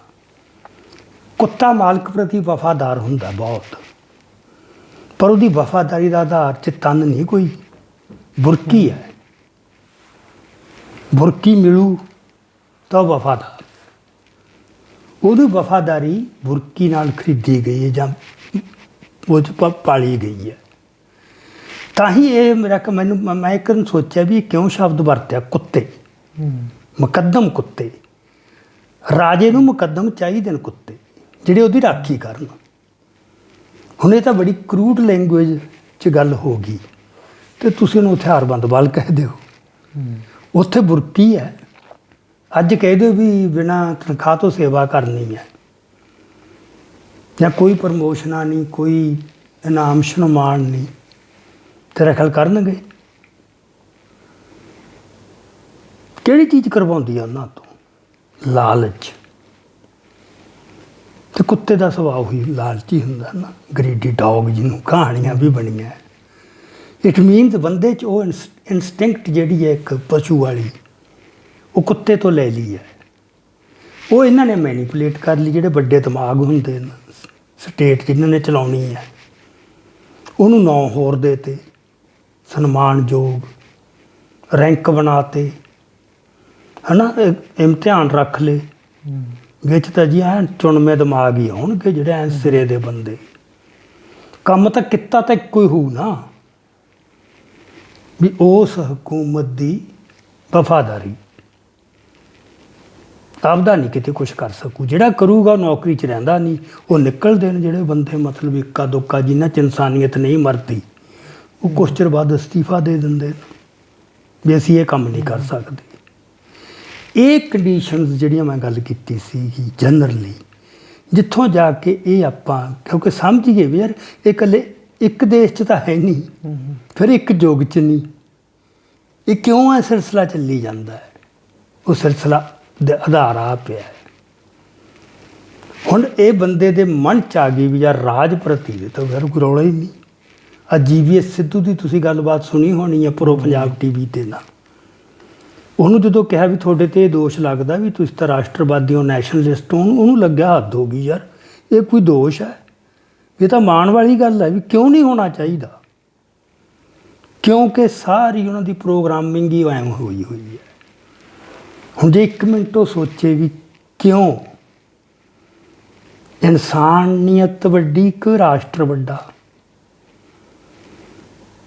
ਧਰਮ ਤੋਂ ਵੀ ਇਸ ਤਰ੍ਹਾਂ ਕਹਿੰਦੇ ਆ, ਇਨਸਾਨੀਅਤ ਤੋਂ ਵੱਡਾ ਤਾਂ ਕੋਈ ਧਰਮ ਨਹੀਂ ਨਾ, ਫਿਰ ਧਰਮ ਕੀ ਰਹਿ ਗਿਆ? ਕੋਈ ਵਿਚਾਰਧਾਰਾ, ਕੋਈ ਧਰਮ, ਕੁਛ ਵੀ ਹੋਰ ਇਨਸਾਨੀਅਤ ਤੋਂ ਉੱਪਰ ਨਹੀਂ ਹੋ ਸਕਦਾ। ਸੋ ਪੈਮਾਨਾ ਇਨਸਾਨੀਅਤ ਹੈ। ਜਿੱਥੇ ਇਨਸਾਨੀਅਤ ਨੂੰ ਹਾਨੀ ਹੁੰਦੀ ਹੈ, ਜਿਹੜੀ ਵੀ ਚੀਜ਼ ਕਰੂਗੀ ਉਹ ਗਲਤ ਹੈ। ਅਤੇ ਸਾਡਾ ਰਾਸ਼ਟਰਵਾਦ ਨਾਲ ਰੌਲਾ ਇਹ ਹੈ। ਉਹਨਾਂ ਵਾਸਤੇ ਉਹ ਇੰਨਾ ਨੈਚੁਰਲ, ਇੰਨਾ ਕੁਦਰਤੀ ਲੱਗ ਰਿਹਾ ਵੀ ਲੱਦ ਹੋਊਗੀ, ਕਿਉਂਕਿ ਚੁਣੇ ਉਸ ਤਰ੍ਹਾਂ ਗਏ ਨਾ, IPS ਬਣੇ ਉਸ ਤਰ੍ਹਾਂ ਨਾ। ਉਹਨਾਂ ਨੇ ਅਹੁਦਾ ਉਹ ਆਪਦੀ ਸੱਤਾ ਦਾ ਪਾਲਿਆ, ਆਨੰਦ ਮਾਣਿਆ ਉਹਦਾ। ਸੋ ਇਹ ਹੈ ਮਾਨਸਿਕਤਾ ਇਸ ਤਰ੍ਹਾਂ ਢਲ ਜਾਂਦੀ, ਉਹਨੂੰ ਲੱਗਦਾ ਹੀ ਨਹੀਂ ਵੀ ਅਸੀਂ ਪਾਪ ਕਰ ਰਹੇ ਹਾਂ। ਬੰਦੇ ਨੂੰ ਇਹ ਲੱਗਣਾ ਚਾਹੀਦਾ ਮੈਂ ਪੁੰਨ ਕਰ ਰਿਹਾ, ਮੈਂ ਠੀਕ ਕੰਮ ਕਰ ਰਿਹਾ। ਨਹੀਂ ਸੌਂਗਾ ਕਿਵੇਂ? ਇੰਨਾ ਬੋਝ ਆਤਮਾ ਤੇ ਜ਼ਮੀਰ ਤੇ ਕਿਵੇਂ ਲਊ? ਜਿਵੇਂ ਯਹੂਦੀਆਂ ਵੇਲੇ ਨਾ ਕੰਸਨਟ੍ਰੇਸ਼ਨ ਕੈਂਪ 'ਚ ਇੱਕ ਬੰਦੇ ਨੂੰ ਬਹੁਤ ਟੌਰਚਰ ਹੋਇਆ। ਮੈਂ ਉਹਦੇ ਮਮਾਇਰਜ਼ ਪੜ੍ਹ ਰਿਹਾ ਸੀ। ਉਹ ਕਹਿੰਦਾ ਵੀ ਮੈਨੂੰ ਪਹਿਲਾਂ ਤਾਂ ਬੜਾ ਗੁੱਸਾ ਹੈ, ਫਿਰ ਮੈਨੂੰ ਐਂ ਲੱਗਿਆ ਵੀ ਜਿਹੜਾ ਬੰਦਾ ਯਾਰ ਮੇਰੇ 'ਤੇ ਜ਼ੁਲਮ ਕਰ ਰਿਹਾ ਹੈ, ਕਹਿੰਦਾ ਇੱਕ ਸਟੇਜ 'ਤੇ ਜਾ ਕੇ ਮੈਨੂੰ ਉਹ 'ਤੇ ਤਰਸ ਆਉਣ ਲੱਗ ਗਿਆ ਵੀ ਯਾਰ ਇਹਨੇ ਸ਼ਾਮ ਨੂੰ ਆਪਦੇ ਘਰੇ ਵੀ ਜਾਣਾ ਹੈ, ਆਪਦੇ ਬੱਚਿਆਂ ਦੇ ਸਾਹਮਣੇ ਵੀ ਹੋਣਾ ਹੈ। ਇੰਨਾ ਪਾਪ ਕਰਕੇ ਹੀ ਸਾਰੇ ਕੁਛ ਨੂੰ ਕਿਵੇਂ ਜੇ ਫੇਸ ਕਰੂਗਾ? ਪਰ ਉਹ ਮੁਕਤ ਹੋ ਜਾਂਦਾ, ਉਹ ਰੈਸ਼ਨਲਾਈਜ਼ ਕਰ ਚੁੱਕਿਆ ਹੁੰਦਾ ਵੀ ਮੈਂ ਪੁੰਨ ਦਾ ਕੰਮ ਕਰ ਰਿਹਾ। ਇਹ ਜਿਹੜਾ ਤੁਸੀਂ ਹਰਿੰਦਰ ਚਾਹਲ ਦੀ ਗੱਲ ਕੀਤੀ ਹੈ ਨਾ, ਜਿਹੜਾ ਅੱਜ ਵੀ ਹਿੱਕ ਠੋਕ ਕੇ ਕਹਿ ਰਿਹਾ ਹੈ ਹਾਂਜੀ ਕਿ ਮੈਂ ਗੋਲੀ ਮਾਰੀ ਚਮਕੀਲੇ ਦੇ ਕਾਤਲਾਂ ਨੂੰ। ਚਲੋ ਉੱਥੇ 2-3 ਗੱਲਾਂ ਮੈਨੂੰ ਤਾਂ ਉਂਝ ਹੀ ਇਤਰਾਜ਼ਯੋਗ ਲੱਗੀਆਂ। ਇੱਕ ਤਾਂ ਸਿੱਧੂ ਮੂਸੇਵਾਲੇ ਦੀ ਤੁਲਨਾ ਚਮਕੀਲੇ ਨਾਲ ਕਰਨੀ, ਇਹ ਤਾਂ ਬਹੁਤ ਵੱਡੀ ਕੁਰਾਹਤ ਹੈ, ਉਹ ਜੱਡਪਣਾ ਹੈ ਜਾਂ ਬੇਸ਼ਰਮੀ ਹੈ, ਅਗਿਆਨਤਾ ਹੈ। ਤੁਸੀਂ ਦੋਹਾਂ ਦੇ ਗੀਤ ਚੁੱਕ ਲਓ। ਇੱਕ ਨੇ ਸਾਰਾ ਕੈਰੀਅਰ, ਉਹਦੀ ਸਾਰੀ ਮਸ਼ਹੂਰੀ ਦਾ ਆਧਾਰ ਹੀ ਔਰਤ ਦਾ ਜਿਹੜਾ ਹੈਗਾ ਨਾ, ਇੱਕ ਨੀਵੇਂ ਪੱਧਰ ਦਾ ਸਵਾਦ ਦੇਣਾ ਬੰਦਿਆਂ ਨੂੰ, ਕਾਮਕ। ਹੋਰ ਕੋਈ ਸੰਦੇਸ਼ ਨਹੀਂ ਵੱਡਾ ਗੀਤਾਂ 'ਚ। ਅਤੇ ਸਿੱਧੂ ਮੂਸੇਵਾਲੇ ਦੇ ਗੀਤਾਂ ਦਾ ਸੰਦੇਸ਼ ਦੇਖੋ। ਉੱਥੇ ਮੈਨੂੰ ਦੁੱਖ ਇੱਕ ਹੋਰ ਲੱਗਿਆ ਕਿ ਨਾਲ ਸਿੱਧੂ ਮੂਸੇਵਾਲੇ ਦਾ ਬਾਪ ਵੀ ਖੜਾ, ਸਰਦਾਰ ਬਲਕੌਰ ਸਿੰਘ। ਜਦੋਂ ਉਹ ਭੋਗ 'ਤੇ ਬੋਲਿਆ ਸੀ, ਸੰਸਕਾਰ ਮੌਕੇ ਵੀ ਉਹਦੇ ਹੌਸਲੇ ਦੀ, ਉਹਦੀ ਸੂਝ ਸਿਆਣਪ ਦੀ, ਉਹਦੇ ਲਫ਼ਜ਼ ਇੱਕ ਤੋਲ ਕੇ ਬੋਲਿਆ ਸੀ ਉਹ ਭੋਗ 'ਤੇ, ਉਹਦੀ ਬੜੀ ਸ਼ਲਾਘਾ ਹੋਈ ਸੀ। ਸੋ ਇਹ ਹੁਣ ਉਹਦੇ ਸਾਹਮਣੇ ਵੀ ਇੱਕ ਸਵਾਲ ਖੜਾ ਹੋ ਗਿਆ ਹੈ ਕਿ ਜੇ ਇਹੋ ਜਿਹੇ ਬੰਦੇ ਵੀ ਆ ਕੇ ਉਹਦੀ ਵਿਰਾਸਤ ਨੂੰ, ਸ਼ੁਭਦੀਪ ਸਿੰਘ ਸਿੱਧੂ ਮੂਸੇਵਾਲੇ ਦੀ ਨੂੰ ਹਾਈਜੈਕ ਕਰਨ ਦੀ ਕੋਸ਼ਿਸ਼ ਕਰਨਗੇ, ਕਾਤਲ, ਲੁਟੇਰੇ, ਵਹਿਸ਼ੀ, ਇਹ ਤਾਂ ਬਹੁਤ ਨੁਕਸਾਨ ਹੋ ਰਿਹਾ ਉਹਦਾ। ਨਾਲੇ ਤਾਂ ਕੋਈ ਰੌਲਾ ਨਹੀਂ ਹੋਣਾ ਚਾਹੀਦਾ ਬਲਕੌਰ ਸਿੰਘ ਨੂੰ ਵੀ ਕਿ ਮੇਰੇ ਪੁੱਤ ਦੀ ਵਿਰਾਸਤ ਕੀ ਸੀ। ਉਹ ਤਾਂ ਇਹ ਕਹਿੰਦਾ ਵੀ ਜਿਹੜੇ ਸਾਡੇ ਲਈ ਯੋਧੇ ਨੇ, ਤੈਨੂੰ ਕਾਤਲ ਲੱਗਣ ਹਵਾਰੇ ਨਹੀਂ, ਇਸੇ ਕਰਕੇ ਨਹੀਂ ਬਣਦੀ ਤੇਰੇ ਨਾਲ ਸਾਡੀ ਤੇਰੇ ਨਾਲ ਸਰਕਾਰੇ ਨਹੀਂ। ਕਿੱਡੀ ਕਲੀਅਰ ਗੱਲ ਹੈ ਵੀ ਜਿਹੜੇ ਤੇਰੇ ਲਈ ਕਾਤਲ ਸਾਡੇ ਯੋਧੇ ਨੇ, ਉਹ ਸਿੱਧੀ ਗੱਲ ਹੈ। ਇਹ ਕਾਤਲਾਂ ਨਾਲ ਖੜ ਕੇ ਜੇ ਉੱਥੇ ਉਹ ਗੱਲ ਕਰ ਰਹੇ ਆ, ਚਲੂ ਤਾਂ ਉਹਦਾ ਕੋਈ ਦੋਸ਼ ਨਹੀਂ ਹੋਣਾ ਸ਼ਾਇਦ, ਕੀ ਕਰੇ ਹੈ ਨਾ, ਘਰੇ ਬੰਦਾ ਆ ਗਿਆ।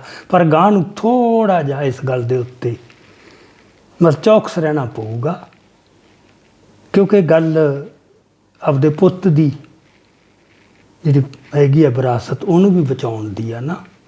ਬੁੱਤ ਨੇ ਕੀ ਕਰ ਲੈਣਾ ਉੱਥੇ? ਬੁੱਤ ਤਾਂ ਕੁਛ ਨਹੀਂ ਹੁੰਦਾ, ਨਿਰਜਿੰਦ ਹੁੰਦਾ ਉਹ ਤਾਂ। ਗੱਲ ਤਾਂ ਉਹਦੀ ਵਿਰਾਸਤ ਹੈ। ਉਹ ਜਿਹੜਾ ਜਿੰਨਾ ਇਕੱਠ ਹੋਇਆ, ਜਿੰਨਾ ਲੋਕਾਂ ਨੇ ਪਿਆਰ ਦਿੱਤਾ, ਉਹਦੇ 'ਚ ਇੱਕ ਸਮਝ, ਸੋਚ ਪਈ ਸੀ। ਉਹ ਸੋਚ ਨੂੰ ਸਲਾਮ ਸੀਗਾ ਲੋਕਾਂ ਦਾ। ਸੋ ਉਹ ਸੋਚ ਨੂੰ ਕਿਤੇ ਡਿਲਿਊਟ ਨਾ ਹੋਣ ਦੇ। ਮੈਨੂੰ 2 ਗੱਲਾਂ 'ਤੇ ਇਤਰਾਜ਼ ਰੱਖ ਗਿਆ ਸੀ। ਚਲੋ ਆਪਾਂ ਦੂਜੀ ਗੱਲ ਬਹੁਤੀ ਨਹੀਂ ਕਰਦੇ। ਇੱਕ ਜਦੋਂ ਉਹਦੇ ਕਾਤਲਾਂ ਦਾ ਐਨਕਾਊਂਟਰ ਹੋਇਆ, ਭਾਖਣੇ ਪਿੰਡ ਦੇ ਵਿੱਚ, ਉੱਥੇ ਵੀ ਮੇਰੇ ਮੁਤਾਬਕ ਇਹਦਾ ਜਾ ਕੇ ਬੋਲਣਾ ਬਣਦਾ ਨਹੀਂ ਸੀ। ਪਹਿਲੀ ਗੱਲ ਤਾਂ ਵੀ ਤੇਰੇ ਪੁੱਤ ਦੇ ਤਾਂ 1000 ਬੰਦਾ ਮਰ ਕੇ ਵੀ ਉਹ ਪੁੱਤ ਨਹੀਂ ਵਾਪਸ ਮੁੜਨਾ। ਵੀ ਕੱਲ੍ਹ ਤੱਕ ਆਪਾਂ ਕਹਿੰਦੇ ਰਹੇ ਇਹਨਾਂ ਨੇ ਪਾਲੇ ਹੋਏ ਨੇ, ਇਹਨਾਂ ਨੇ ਪਾਲੇ ਹੋਏ ਨੇ, ਹੁਣ ਉਹ ਤੁਹਾਡੀਆਂ ਮਤਲਬ ਤੁਹਾਡਾ ਕਾਲਜਾ ਜਿਹਾ ਠੰਡਾ ਕਰਨ ਵਾਸਤੇ 2 ਬੰਦੇ ਗਰੀਬਾਂ ਦੇ ਮਾਰਤੇ ਚੱਕ ਕੇ, ਹੈ ਤਾਂ ਗਰੀਬ ਹੀ ਨਾ, ਕੁਛ ਵੀ ਹੈ। ਸਾਡੀ ਭਾਵੇਂ ਉਹ ਹਮਦਰਦੀ ਨਹੀਂ ਹੋ ਸਕਦੀ ਕਿਉਂਕਿ ਗੁੱਸਾ ਬੜਾ ਹੈ, ਪਰ ਕਈ ਸਿਚੁਏਸ਼ਨ ਦੇ ਵਿੱਚ ਤੁਹਾਨੂੰ ਇਹਨਾਂ ਗੱਲਾਂ ਤੋਂ ਉੱਪਰ ਉੱਠ ਕੇ ਵੀ ਦੇਖਣਾ ਪੈਂਦਾ ਹੁੰਦਾ ਕਿ ਇਹ ਚੱਲ ਕੀ ਰਿਹਾ ਹੈ। ਪੰਜਾਬ ਵਾਲੇ ਬੰਦੇ ਕਿਉਂ ਮਾਰੇ ਜਾ ਰਹੇ ਨੇ, ਹਰਿਆਣੇ ਵਾਲੇ ਕਿਉਂ ਨਹੀਂ, ਰਾਜਸਥਾਨ ਵਾਲੇ ਕਿਉਂ ਨਹੀਂ, ਉਹ ਕਿਵੇਂ ਰੱਖੇ ਜਾ ਰਹੇ ਨੇ। ਪਰ ਕੁਛ ਵੱਡੀ ਗੇਮ ਵੀ ਸਮਝੀ ਦੀ ਹੁੰਦੀ ਹੈ, ਜਿਹਤੇ ਸਿੱਧੂ ਮੂਸੇਵਾਲੇ ਦਾ ਜ਼ੋਰ ਲੱਗਿਆ ਪਿਆ ਸੀ ਵੀ ਅਸੀਂ ਸਭ ਕੁਝ ਤੁਹਾਡਾ ਹੁਣ ਸਮਝ ਰਹੇ ਹਾਂ। ਚਲੋ ਇਹ ਤਾਂ ਆਪਣਾ ਇੱਕ ਵੱਖਰੀ ਜਿਹੀ ਗੱਲ ਵਿੱਚੋਂ ਆ ਗਈ। ਸੋ ਮੇਰੀ ਉਹ ਗੱਲ ਸੀਗੀ ਕਿ ਬੇਸਿਕ ਗੱਲ ਤਾਂ ਜਿਹੜੀ ਮੈਂ ਉਹ ਗੱਲ ਕਰਤੀ ਨਾ, ਵਿਚਾਰਧਾਰਾ ਜਾਂ ਧਰਮ ਜਾਂ ਰਾਜ ਪ੍ਰਤੀ ਵਫਾਦਾਰੀ 'ਚੋਂ ਇੱਕ ਨਫ਼ਰਤ ਦੀ ਜਿਹੜੀ ਭਾਵਨਾ ਤੋਂ ਬਗੈਰ ਜ਼ੁਲਮ ਨਹੀਂ ਹੁੰਦਾ। ਪਰ ਕੁਛ ਕੁ ਰਮਨੀਕ ਸਿੰਘ ਕਾਰਨ ਹੋਰ ਵੀ ਹੋ ਜਾਂਦੇ, ਇਹ ਨਹੀਂ ਕਿ ਸਾਰਾ ਕੁਛ ਹੀ ਇਸ ਖਾਤੇ 'ਚ ਪੈ ਜਾਂਦਾ। ਇਹ ਫਿਰ ਇਕੱਲਿਆਂ ਦੀ ਕੇਸ ਸਟੱਡੀ ਵੀ ਕਰਨੀ ਪੈਂਦੀ ਹੈ। ਜਿਵੇਂ ਮੈਨੂੰ ਕੁਛ ਪੁਲਿਸ ਅਫਸਰਾਂ ਦਾ ਇਹੋ ਜਿਹਾ ਦਾ ਪਤਾ ਹੈ ਜਿਹਦਾ ਜਾਂ ਤਾਂ ਬਾਪ ਮਾਰਿਆ ਗਿਆ ਜਾਂ ਪਰਿਵਾਰ ਦਾ ਕੋਈ ਮੈਂਬਰ ਕਿਸੇ ਨਿੱਜੀ ਕਾਰਨ ਕਰਕੇ ਬਦਲਾਖੋਰੀ ਦੀ ਭਾਵਨਾ ਇੰਨੀ ਪ੍ਰਚੰਡ ਹੋ ਗਈ ਵੀ ਉਹਦੇ ਅੰਦਰੋਂ ਉਹ ਇਨਸਾਨੀਅਤ ਮਰ ਗਈ। ਹੈ ਤਾਂ ਕਮਜ਼ੋਰੀ ਬੰਦੇ ਦੀ ਕਿ ਕੋਈ ਇੱਕ ਟ੍ਰੈਜਡੀ ਵਾਪਰੀ, ਉਹ ਤੁਹਾਨੂੰ ਬਿਲਕੁਲ ਹੀ ਹੈਵਾਨ ਹੀ ਬਣਾ ਦੇ, ਦਰਿੰਦਾ ਬਣਾ ਦੇ, ਵਹਿਸ਼ੀ ਬਣਾ ਦੇ ਵੀ ਇਹ ਵਾਪਰਨਾ ਨਹੀਂ ਚਾਹੀਦਾ। ਇਟ ਮੀਨਸ ਤੁਸੀਂ ਐਲੀਵੇਟ ਤਾਂ ਹੋਏ ਹੀ ਨਹੀਂ। ਮਤਲਬ ਇਹਨੂੰ ਆਪਾਂ ਠੀਕ ਨਹੀਂ ਕਹਿ ਸਕਦੇ। ਇਹ ਕੁਛ ਕਾਰਨ ਵੀ ਹੈਗੇ ਆ। ਜਿਵੇਂ ਨਕਸਲੀ ਲਹਿਰ ਦੇ ਵਿੱਚ ਇੱਕ SP ਸੀ ਸੁਖਪਾਲ ਸਿੰਘ ਜਲੰਧਰ ਦਾ, ਉਹਦਾ ਮੁੰਡਾ ਪੰਜਾਬ ਯੂਨੀਵਰਸਿਟੀ 'ਚ ਪੜ੍ਹਦਾ ਸੀ, ਉੱਥੇ ਹੋਸਟਲ 'ਚ ਮਾਰਤਾ ਸੀ ਨਕਸਲੀਆਂ ਨੇ। ਹਾਲਾਂਕਿ ਮੁੰਡਾ ਮਾਰਨਾ ਗਲਤ ਹੈ, ਜਦੋਂ ਮੁੰਡੇ ਦਾ ਕੋਈ ਦੋਸ਼ ਨਹੀਂ, ਚਲੋ ਉਹ ਤਾਂ ਉਹਨਾਂ ਤੋਂ ਗਲਤੀ ਹੋ ਗਈ, ਪਰ ਮੁੜ ਕੇ ਫਿਰ ਉਹ ਇੰਨਾ ਵਹਿਸ਼ੀ ਬਣਿਆ, ਉਹਨੇ ਇੰਨੇ ਬੰਦੇ ਮਾਰੇ ਤੇ ਬੇਰਹਿਮੀ ਨਾਲ ਵੀ ਇੰਨਾ ਕੱਚਾ ਆਧਾਰ ਤੁਹਾਡੀ ਇਨਸਾਨੀਅਤ ਦਾ। ਇੱਕ ਆਪਦਾ ਦੁੱਖ ਜਦ ਝੱਲਿਆ ਨਾ ਗਿਆ, ਫਿਰ ਕਿੰਨਿਆਂ ਦੇ ਘਰ ਸੁੰਨੇ ਕਰਨ ਲੱਗ ਗਏ ਤੁਸੀਂ। ਇਹ ਨੀਵੇਂ ਪੱਧਰ ਦੀਆਂ ਇੱਕ ਤਾਂ ਇਹ ਕਾਰਨ ਹੁੰਦਾ ਵੀ ਆਪਦੇ ਨਿੱਜੀ ਕਾਰਨਾਂ ਕਰਕੇ ਕਈਆਂ 'ਚ ਬਦਲੇਖੋਰੀ ਦੀ ਭਾਵਨਾ ਆ ਜਾਂਦੀ ਹੈ। ਇੱਕ ਹੋਰ ਵੀ ਕਈ ਕੇਸ ਆਏ ਨੇ ਜਿੱਥੇ ਖਾਨਦਾਨੀ ਜਾਂ ਖੂਨ ਦਾ ਮਾਮਲਾ ਵੀ ਆ ਜਾਂਦਾ ਹੈ। ਜੀਨ ਜੀ ਇਹੋ ਜਿਹੇ ਹੁੰਦੇ ਨੇ, ਕਈ ਖਾਨਦਾਨ ਹੀ ਬੜੇ ਬਦਨਾਮ, ਮੁੱਢ ਤੋਂ ਹੀ, ਜਿਵੇਂ ਟੋਡੀ ਜਾਂ ਕੋਈ ਬਲੈਕੀਏ ਜਾਂ ਕੁਛ ਹੋਰ ਇਸ ਤਰ੍ਹਾਂ ਦੇ। ਇਹ ਜਿਹੜਾ ਹਰਿੰਦਰ ਚਾਲ ਦਾ ਮਾਮਲਾ ਹੈ ਨਾ, ਇਹਦਾ ਪਿੰਡ ਹੈ ਨਥਿਆ, ਤਲਵੰਡੀ ਸਾਬੋ ਕੋਲੇ। ਉਸ ਇਲਾਕੇ ਦੇ ਲੋਕਾਂ ਨੂੰ ਪਤਾ ਹੋਊ ਇਹਦੇ ਪਰਿਵਾਰ ਦਾ, ਇਹਦੇ ਖਾਨਦਾਨ ਦਾ, ਵੀ ਜੋ ਦੌਲਤ ਬਣੀ ਹੈ, ਜਾਇਦਾਦ ਬਣੀ ਹੈ, ਉਹ ਕਿੰਨੀ ਕੁ ਨੇਕ ਕਮਾਈ ਨਾਲ ਬਣੀ ਹੈ, ਜਿਹਦਾ ਇਹਨੂੰ ਹੰਕਾਰ ਹੈ।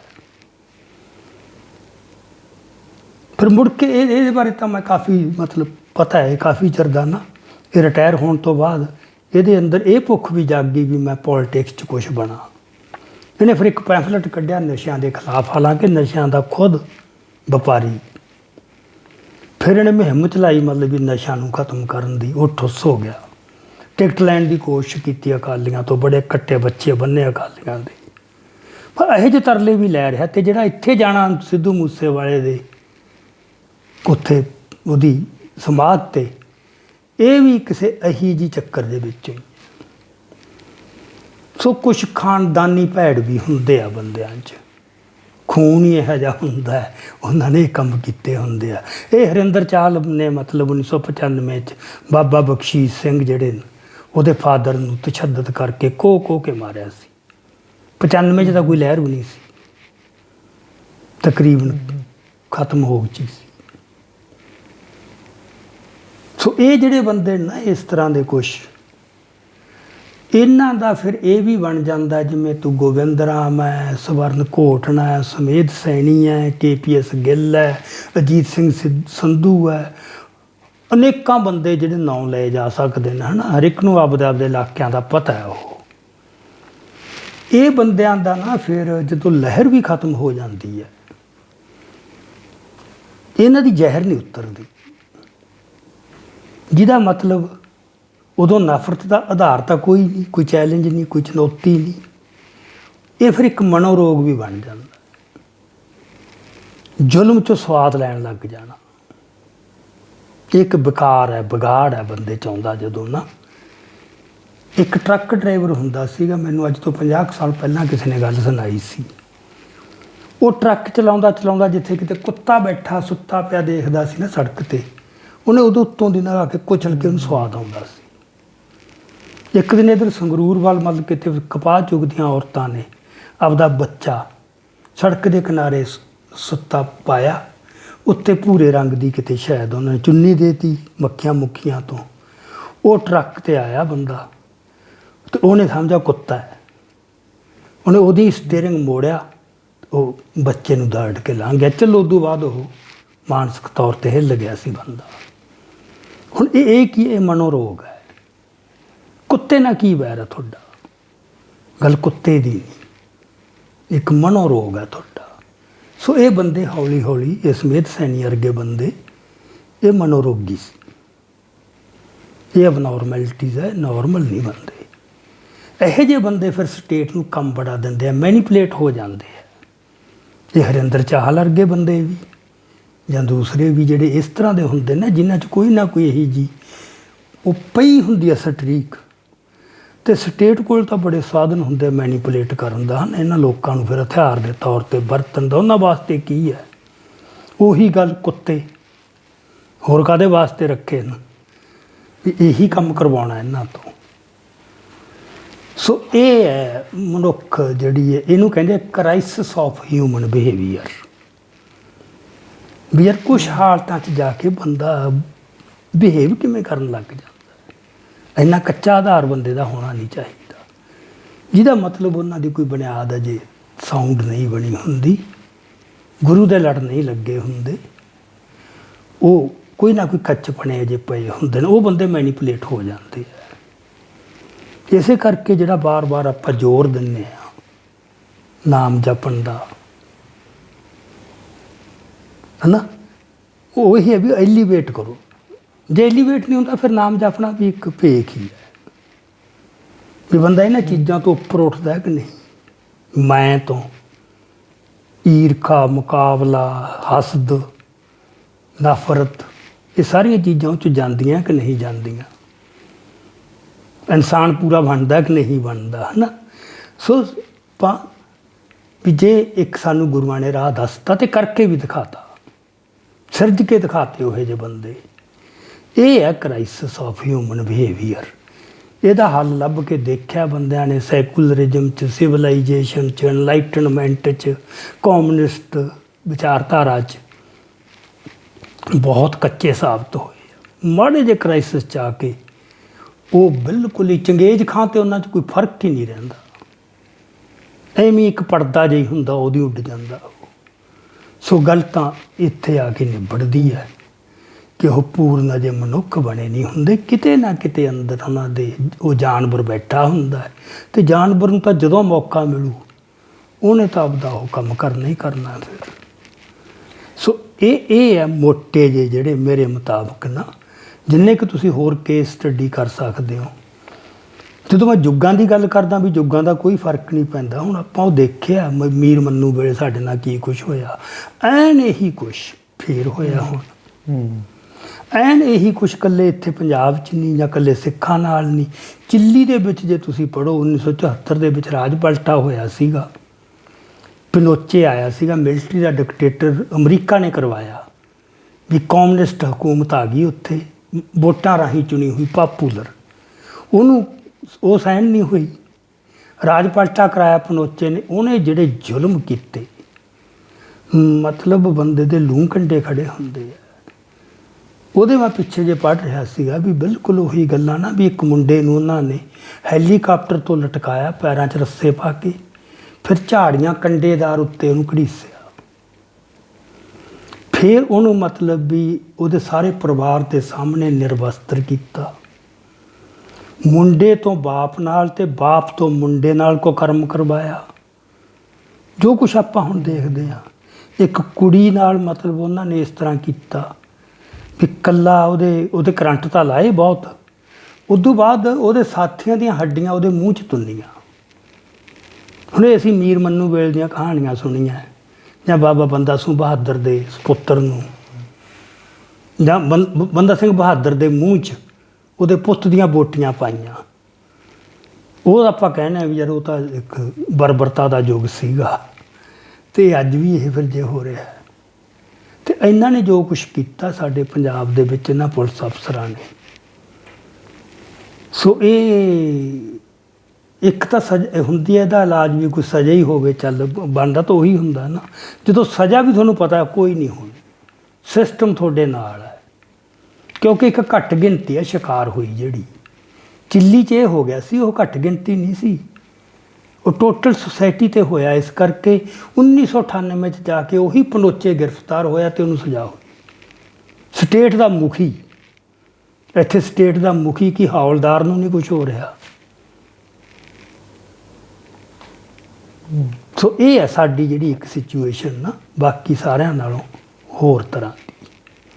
ਸੋ ਜਦੋਂ ਆਪਾਂ ਪੰਜਾਬ ਜਾਂ ਸਿੱਖਾਂ ਦੇ ਸੰਦਰਭ 'ਚ ਆਪਾਂ ਗੱਲ ਕਰਦੇ ਹਾਂ, ਤਾਂ ਜਿਵੇਂ ਤੁਸੀਂ ਜ਼ਿਕਰ ਵੀ ਕੀਤਾ ਵੀ ਸਿੱਖ ਇੱਕ ਘੱਟ ਗਿਣਤੀ ਕੌਮ ਹੈ, ਪਰ ਜੋ ਇੱਥੇ 80ਵੀਆਂ ਅਤੇ 90ਵੀਆਂ 'ਚ ਦੇਖਣ 'ਚ ਆਇਆ ਬਈ ਇਹਨਾਂ ਜਿਹੜਾ ਸ਼ਿਕਾਰ ਕਰਨ ਵਾਲਾ ਉਹ ਵੀ ਘੱਟ ਗਿਣਤੀ ਕੌਮ ਨਾਲ ਸੰਬੰਧ ਰੱਖਦਾ, ਅਤੇ ਜਿਹੜਾ ਸ਼ਿਕਾਰ ਜਿਹਦਾ ਕੀਤਾ ਜਾ ਰਿਹਾ ਹੈ ਉਹ ਤਾਂ ਸੀਗਾ ਹੀ ਘੱਟ ਗਿਣਤੀਆਂ 'ਚੋਂ। ਸੋ ਇਹਨੂੰ ਆਪ ਜੀ ਕਿਵੇਂ ਦੇਖਦੇ ਹੋ? ਇਹ ਤਾਂ ਬੜਾ ਪੁਰਾਣਾ ਅਸੂਲ ਹੈ ਕਿ ਤੁਸੀਂ ਨਾ ਜਿਹੜਾ ਦਰੋਗਾ ਹੈ, ਜਿਹਤੇ ਜ਼ੁਲਮ ਕਰਨਾ ਉਹਦੇ ਵਿੱਚੋਂ ਚੁਣੋ, ਉਹਦੇ ਰਾਹੀਂ ਵੱਧ ਇਫੈਕਟਿਵ ਹੁੰਦਾ ਹੈ, ਉਹ ਮਿਲ ਜਾਂਦੇ ਨੇ। ਉਹ ਜਿਹੜੇ ਆਪਾਂ ਪਹਿਲਾਂ ਗੱਲ ਕਰਕੇ ਮੁਕੱਦਮ ਕੁੱਤੇ, ਬੰਦੇ 'ਚ ਇੱਕ ਪਈ ਹੈ ਨਾ ਲਾਲਚ, ਫੂਕ ਛਕਾਓ। ਹੁਣ KPS ਗਿੱਲ ਕੀ ਸੀ ਵੀ ਮੈਂ ਜੱਟ ਹਾਂ, ਫੂਕ ਛਕੀ, ਉਹਦੇ 'ਚ ਸਭ ਕੁਛ ਭੁੱਲ ਗਿਆ। ਫਿਰ ਹੌਲੀ ਹੌਲੀ ਹੌਲੀ ਹੌਲੀ ਉਹ ਟੋਟਲੀ ਇਹ ਕਹਿ ਲਓ ਕਿ ਮਤਲਬ ਮਨੋ ਉਹਦੇ 'ਚ ਉਹ ਉਹੀ ਬੇਕਾਰ ਹੀ ਆ ਗਿਆ, ਅਬਨੋਰਮੈਲਿਟੀ ਆ ਗਈ, ਉਹਨੂੰ ਉਹਦੇ 'ਚ ਚਸਕਾ ਆਉਣ ਲੱਗ ਗਿਆ, ਸੁਆਦ। ਜਿਵੇਂ ਉਹ ਟਰੱਕ ਡਰਾਈਵਰ ਦੀ ਮੈਂ ਗੱਲ ਕੀਤੀ ਹੈ ਨਾ, ਬੱਚੇ ਨੂੰ ਦਰੜ ਕੇ ਸੁਆਦ ਆਉਂਦਾ, ਬਸ ਉਹਦੇ ਨਾਲ ਕੋਈ ਰੌਲਾ ਤਾਂ ਹੈ ਨਹੀਂ।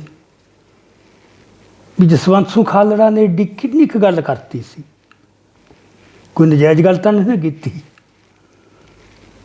ਸੋ ਇੱਕ ਇਹਨੂੰ ਇਹ ਨਹੀਂ ਸੀ ਸਾਨੂੰ ਕੋਈ ਸਜ਼ਾ ਹੋ ਜਾਵੇ, ਤਾਂ ਪਤਾ ਸੀ ਵੀ ਸਾਨੂੰ ਸਜ਼ਾ ਕੌਣ ਕਰ ਸਕਦਾ, ਪਰ ਇਹ ਸੀ ਵੀ ਇਹਦੀ ਇਹ ਜੁਰਤ, ਉਹ ਸਜ਼ਾਵਾਂ ਹੋਈਆਂ ਵੀ ਨਹੀਂ, ਪਤਾ ਹੀ ਹੈ। ਸੋ ਇਹ ਸੀ ਵੀ ਇਹ ਜੁਰਤ ਕਿਵੇਂ। ਸੋ ਇਹ ਜਿਹੜੀ ਗੱਲ ਹੈ ਨਾ, ਇਹ ਬਹੁਤ ਹੈਗੀ ਹੈ ਵੀ ਜਦੋਂ ਬੰਦੇ ਬੜੇ ਸਾਡੇ 'ਚੋਂ ਵੀ ਯਾਰ ਜੇ ਵੀ ਯਾਰ ਸਿੱਖ ਨੂੰ ਸਿੱਖ ਨਹੀਂ ਮਾਰਿਆ। ਇੱਕ ਤਾਂ ਇਕੱਲੀ ਸਿੱਖਾਂ ਦੀ ਗੱਲ ਨਹੀਂ, ਬੰਦਿਆਂ ਨੂੰ ਪਤਾ ਹੀ ਨਹੀਂ ਜਿਹੜੇ ਯਹੂਦੀਆਂ ਦੇ ਕੈਂਪ ਸੀ, ਕੰਸਨਟਰੇਸ਼ਨ ਕੈਂਪ, ਉਹਨਾਂ ਦੇ ਜਿਹੜੇ ਦਰੋਗੇ ਸੀ ਉਹ ਯਹੂਦੀ ਸੀਗੇ। ਯਹੂਦੀ ਲਿਸਟਾਂ ਬਣਾਉਂਦੇ ਸੀ, ਯਹੂਦੀ ਦੱਸਦੇ ਹੁੰਦੇ ਸੀ ਕਿਹਨੂੰ ਕਿਹਨੇ ਇਹਨਾਂ 'ਚੋਂ ਕਿਹੜਾ ਕਿਹੜਾ ਮਾਰਨ ਵਾਲਾ ਹੈ। ਇਦੋਂ ਬਿਨਾਂ ਕੰਮ ਹੁੰਦਾ ਹੀ ਨਹੀਂ ਐਡਾ ਵੱਡਾ। ਜੇ ਉਸ ਕਮਿਊਨਿਟੀ 'ਚੋਂ ਤੁਹਾਨੂੰ ਮੁਕੱਦਮ ਕੁੱਤੇ ਨਹੀਂ ਮਿਲਣਗੇ, ਉਹ ਬੁਰਕੀ ਦੀ ਖੇਡ ਹੈ, ਉਹ ਬੁਰਕੀ 'ਤੇ ਕਰ ਲਓ। ਹੁਣ ਤੁਸੀਂ ਦੇਖੋ ਇਹਨਾਂ ਨੂੰ ਕਿੰਨੇ ਇਨਾਮ ਸਨਮਾਨ ਦਿੱਤੇ ਨੇ। ਹਰਿੰਦਰ ਚਾਹਲ ਹੈ, ਇੰਸਪੈਕਟਰ ਸੀ 1985 'ਚ, ਹੀ ਇਜ਼ ਨਾਟ IPS, ਕੋਈ ਇਮਤਿਹਾਨ 'ਚੋਂ ਨਹੀਂ ਪਾਸ ਹੋਇਆ।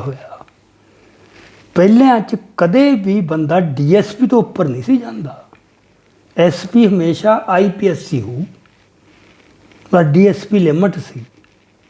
ਇਹ ਤਾਂ ਹੁਣ ਮਤਲਬ ਭਾਵੇਂ DGP ਬਣਾ ਦਿਓ, ਤਾਂ ਉਮਰ ਨੰਗਲ ਕੀ ਹੈ, ਹੀ ਇਜ਼ ਨਾਟ IPS, ਉਹ ਵੀ ਇੰਸਪੈਕਟਰ ਭਰਤੀ ਹੋਇਆ ਸੀ। ਇਸ ਤਰ੍ਹਾਂ ਵੀ ਉਹ ਨਾ ਉਹਨਾਂ ਨੂੰ ਫਿਰ ਬੁਰਕੀਆਂ ਦੇਈ ਚੱਲੋ, ਜੋ ਮਰਜ਼ੀ ਕਰਵਾਈ ਚੱਲੋ, ਇੱਕ ਪ੍ਰਮੋਸ਼ਨ, ਫੀਤੀਆਂ, ਸਟਾਰ, ਇਹ ਹੈ। ਸੋ ਗੱਲ ਤਾਂ ਉਹ ਗੁਰੂਆਂ ਵੇਲੇ ਦੀ ਹੈ, ਉਹਨਾਂ ਨੇ ਉਦੋਂ ਬੁੱਝ ਲਈ ਕਿੱਡੀ ਗੱਲ, ਉਦੋਂ ਫੜ ਲਈ। ਰਾਜੇਸ਼ੀ ਮੁਕੱਦਮ ਕੁੱਤੇ, ਇਹ ਅੱਜ ਵੀ ਇਹ ਇਸ ਤਰ੍ਹਾਂ ਹੀ ਚੱਲ ਰਿਹਾ ਹੈ। ਵਫਾਦਾਰੀ ਖਰੀਦਣੀ ਹੈ। ਸੋ ਇਹ ਟ੍ਰੇਨਡ ਕੀਤੇ, ਮੈਨੀਪੂਲੇਟ ਹੋਏ ਕੁੱਤੇ ਹੀ ਆ ਸਟੇਟ ਦੇ, ਹੋਰ ਇਦੋਂ ਵੱਧ ਕੁਛ ਨਹੀਂ। ਇਹ ਹੈ ਕਹਾਣੀ।